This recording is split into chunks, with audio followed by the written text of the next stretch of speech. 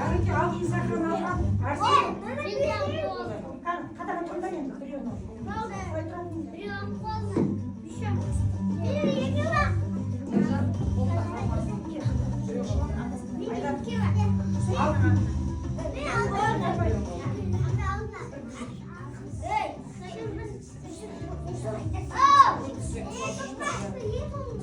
Sen kadar atlarız balık.